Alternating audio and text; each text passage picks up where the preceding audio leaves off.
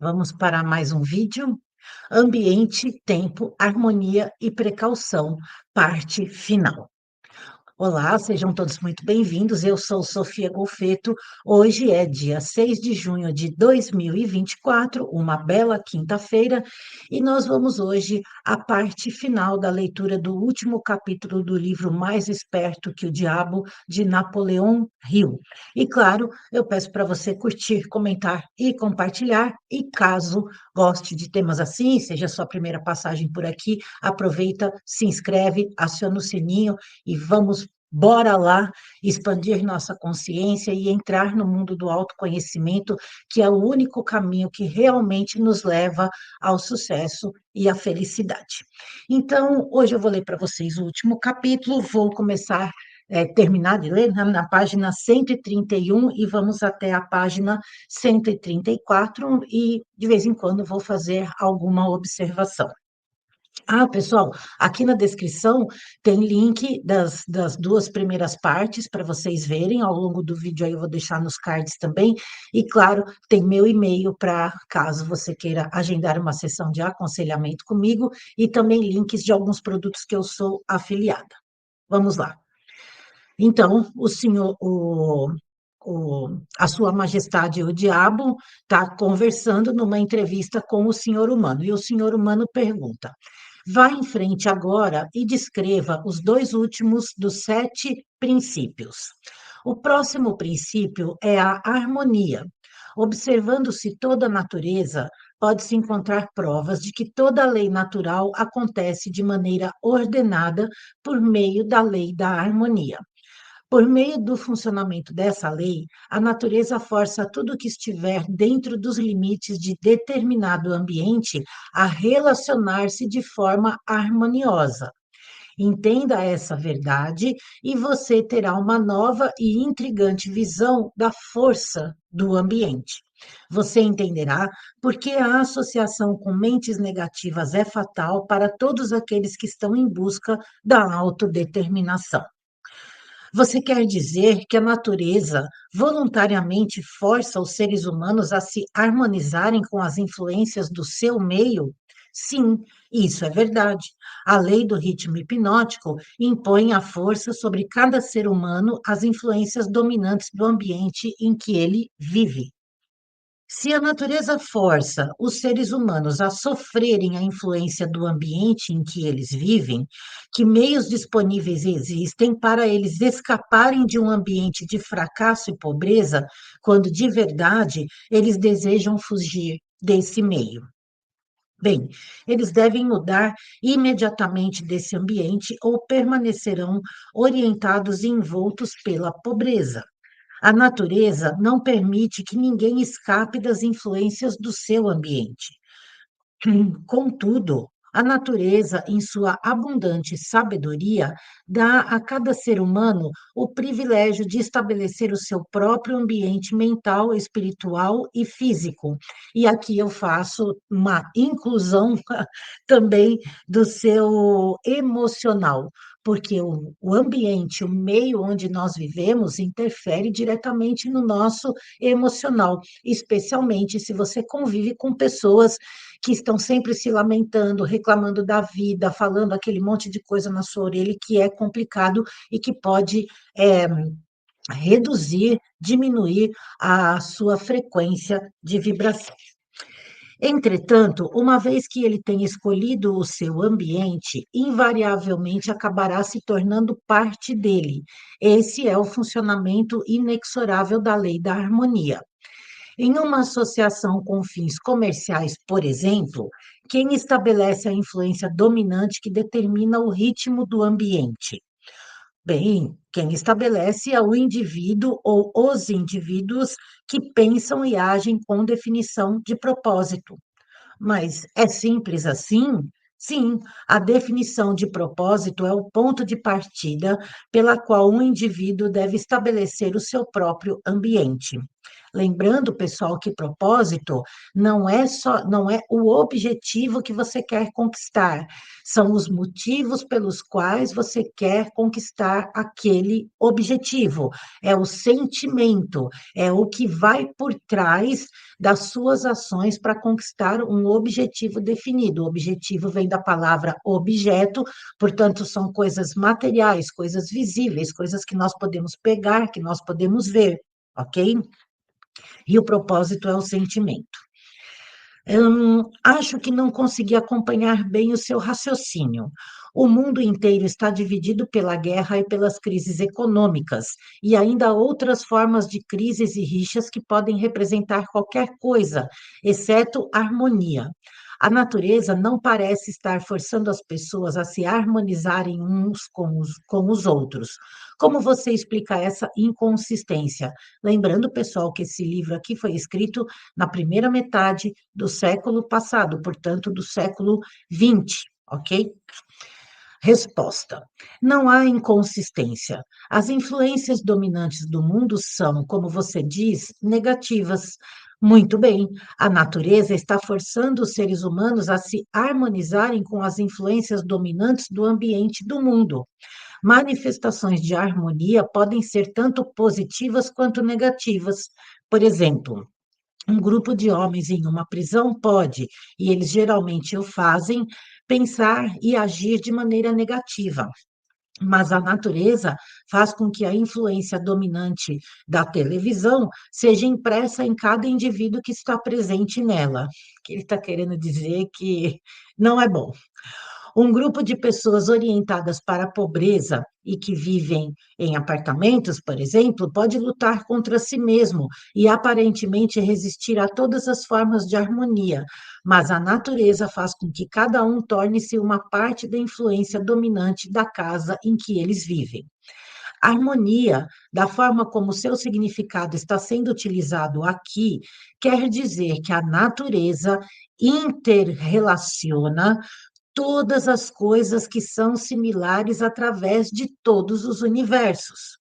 As influências negativas são forçadas a associarem-se umas com as outras, não importando onde elas possam estar.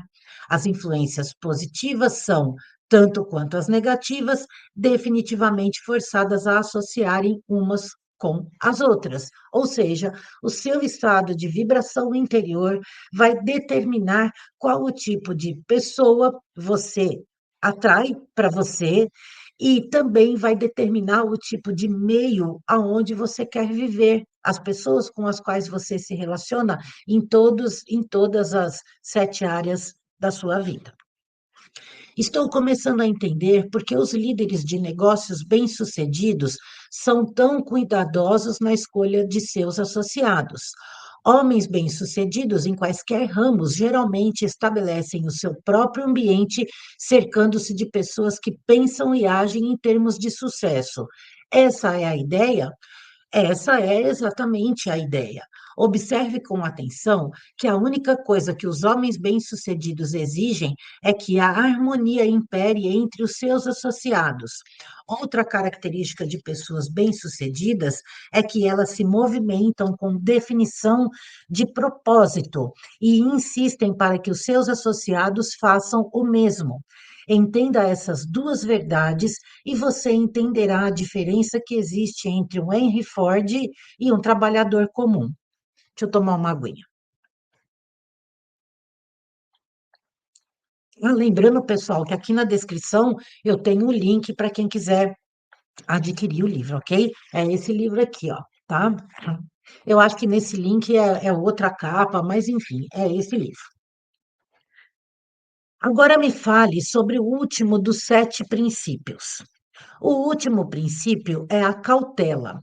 Próximo ao hábito de alienar-se, a característica humana mais perigosa é a falta de cautela. As pessoas alienam-se em todos os tipos de circunstâncias danosas devido ao fato de que elas não exercem a cautela, planejando os movimentos que fazem. O alienado sempre se move com ausência de cautela. Ele age primeiro e pensa depois, se é que ele pensa. E eu dei risada aqui quando eu li essa frase, porque normalmente é o que nós fazemos, né? Nós primeiro agimos e depois nós vamos pensar naquilo que nós fizemos. Isso para qualquer tipo de coisa, tá? E o mais interessante é completar com se é que ele pensa, porque muitas pessoas nem pensam, vão indo, certo? Vão indo na famosa frase, deixa a vida me levar. O alienado sempre se move com a ausência de cautela. Ele age primeiro e pensa depois, se é que ele pensa. Ele não escolhe seus amigos, ele alienia-se e permite que as pessoas se liguem a ele nos seus próprios termos. Ele não escolhe uma ocupação. Ele alienia-se na escola e fica satisfeito quando consegue o primeiro emprego que lhe garante apenas alimentação e agasalho. Ele convida as pessoas a enganá-lo nos negócios pelo fato de não se informar das regras do negócio. Ele convida a doença, negligenciando quanto a informar-se das regras para ter uma saúde perfeita. Ele convida a pobreza por negligenciar quanto a proteger-se contra as influências do ambiente daqueles que são orientados para a pobreza. Ele convida o fracasso em cada passo que ele dá ao negligenciar o exercício da cautela para observar o que faz com as pessoas, com que as pessoas fracassem. Ele convida o medo em todas as suas formas pela sua falta de cautela em examinar as causas do medo. Ele fracassa no casamento porque ele negligencia quanto a usar a cautela na escolha de sua parceira e ele usa ainda menos cautela nos seus métodos de relacionar-se com ela após o casamento, claro, lembrando que aqui vale para o homem e para a mulher. Ele perde os seus amigos ou os converte em inimigos, devido à sua falta de cautela em relacionar-se com eles de maneira adequada. Ou seja, ele praticamente descreve aqui todas as besteiras que a gente faz na vida, né? E com o tempo, nós vamos aprendendo a sabedoria e principalmente a maturidade. Foi ontem, se eu não me engano, eu estava vendo um vídeo de um médico falando sobre como funciona a mente e o cérebro de uma pessoa acima de 70 anos. Eu achei muito interessante. Talvez até eu faça um conteúdo sobre isso depois para vocês, tá, pessoal? Porque a sabedoria e os tombos que nós levamos na vida, justamente por sermos alienados, nos proporciona, com o passar do tempo, para algumas pessoas, nem para todas, né? O não se alienar, o aprender a pensar, a usar as suas experiências passadas como um impulso para você pensar de verdade, não ficar cometendo os mesmos erros, enfim, a sabedoria, a maturidade acompanhada da vontade realmente de você se tornar uma pessoa mais sábia é uma coisa linda. A cautela está faltando para todas as pessoas? Não, somente para aquelas pessoas que adquiriram o hábito da alienação. O não alienado sempre age com cautela. Ele cuidadosamente pensa em todos os passos dos seus planos antes de começá-los. Ele abre precedentes para as fragilidades humanas dos seus associados e planeja antecipadamente como resolvê-las. Se ele enviar um mensageiro em uma missão importante, ele manda alguma outra pessoa para ter certeza de que o mensageiro cumpriu sua missão. Então, ele verifica ambos para ter certeza de que os seus desejos foram cuidadosamente cumpridos. Ele cuida de todos os detalhes, mesmo daqueles que parecem sem importância, e utiliza a cautela como meio de garantir o sucesso. E quando eu li essa frase aqui, eu lembrei de uma coisa que eu até já falei aqui, e você ouve isso direto por aí, né? Faça as pequenas coisas com cuidado, com amor, com carinho. Quando você for arrumar sua cama, quando você se levanta, né, que é uma coisa simples de se fazer, mas é um ato que, se você fizer com carinho, cuidar bem, né, da sua cama, por exemplo, quando você for lavar uma louça, quando você for fazer alguma atividade que é habitual, que vira mecânica na nossa vida, né, que a gente vai fazendo até sem nem prestar atenção no que nós estamos fazendo, nós precisamos cuidar dos detalhes, porque quando você começa começa a prestar atenção nos detalhes, você, sem perceber, vai desenvolvendo a capacidade de enxergar o todo, e tudo vai sendo feito de forma mais consciente, com a sua mente se mantendo no presente. A cautela excessiva não é tão prejudicial quanto a falta de cautela. O que você chama de cautela excessiva, na verdade, é uma expressão do medo. Medo e cautela são duas coisas totalmente diferentes. As pessoas não se enganam confundindo o medo por cautela excessiva? Sim, isso algumas vezes acontece, mas a maioria das pessoas cria para si mesmo muito mais desastres e situações danosas para suas vidas pela total falta do hábito da cautela do que pelo excesso desta. E aqui também me lembrou uma outra coisa, pessoal, quando eu falo para vocês dos nossos traços de personalidade, né, do Enneamind. Nós temos a base do Enneamind como o Enneagrama, e o traço 6, que inclusive está aqui, né? Então, aqui nós temos o traço físico, aqui o emocional e aqui o mental. E no mental, nós temos aqui no traço 6 o medo. Então, aqui ele está descrevendo bem as pessoas que têm um percentual maior no traço 6, onde o medo impera para tudo. Ela tem medo de tomar atitudes, de tomar decisões, ela tem medo de errar. Então, isso seria um excesso de cautela. Porém, quando esse traço 6 ele está harmonizado dentro de você, quando você trabalha o seu autoconhecimento e entende os motivos pelos quais você é uma pessoa excessivamente medrosa, você consegue transformar esse medo na cautela. Inclusive, existem pessoas que têm um traço 6 extremamente reduzido e elas enfiam a cara em qualquer coisa, elas vão fazendo, ou seja, elas não têm cautela nenhuma, como ele está explicando aqui. Então, para todos os traços, os 9 traços de personalidade e os seus subtipos também, tem várias coisas aí, mas é necessário nós encontrarmos essa harmonia.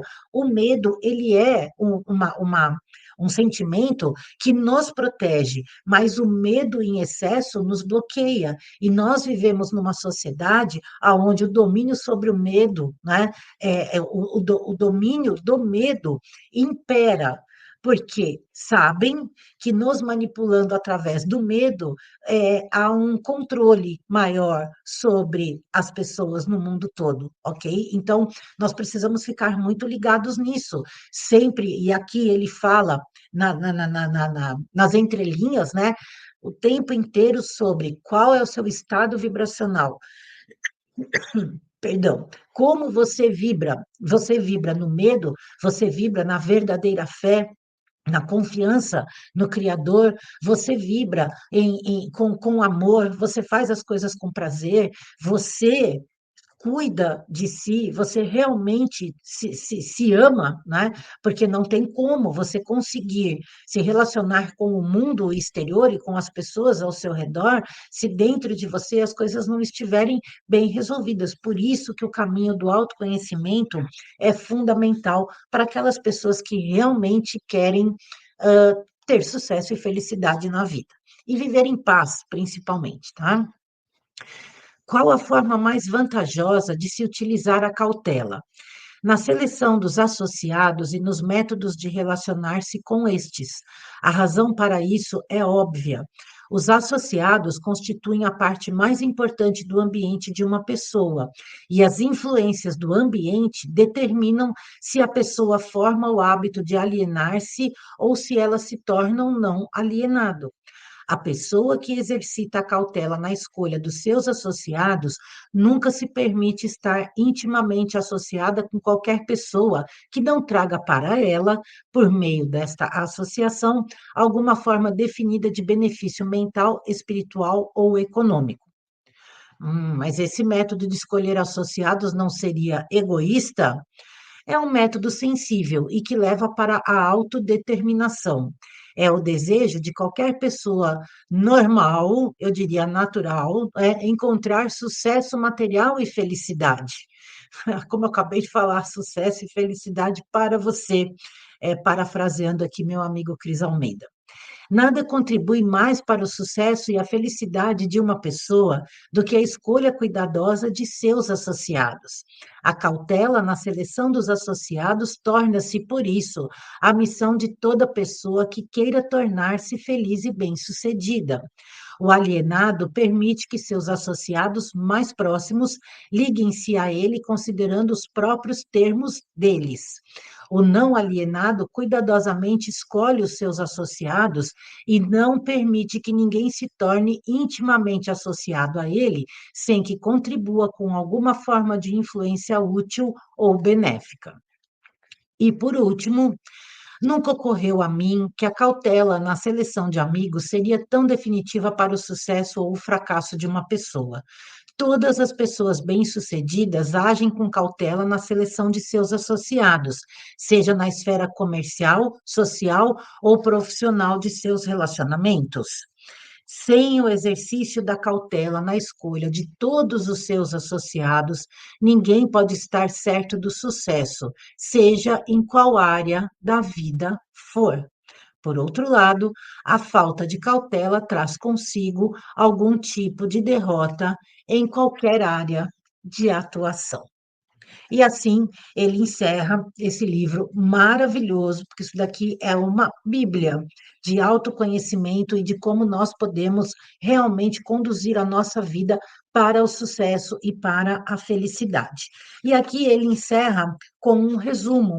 Então, numa próxima oportunidade, eu lerei esse resumo para vocês e eu estou até pensando em criar uma playlist só para colocar todos esses vídeos que eu estou fazendo sobre esse livro aqui do Napoleão Hill, porque é muito interessante, traz muito conhecimento, e se a gente aplica, então vem o aprendizado e o entendimento para que nós possamos mudar a nossa vida para obter os resultados que nós realmente desejamos. Certo, pessoal? Então, isso que eu estou falando aqui tem tudo a ver com a playlist da série lá, das leis do universo, tudo, tudo, tudo. Então, colocarei nessa playlist também. E a nossa mensagem de hoje é: trate de fortalecer-se e não esperar a vida ficar mais fácil. Eu sou Sofia Golfeto, agradeço a presença de vocês, desejo a todos um ótimo final de semana. Aproveitem e assistam mais alguns vídeos que eu coloquei aí no card. Fiquem comigo por aqui mais um pouquinho. Muita paz dentro da verdadeira luz. Namastê e aquele beijo para você. Tchau, pessoal.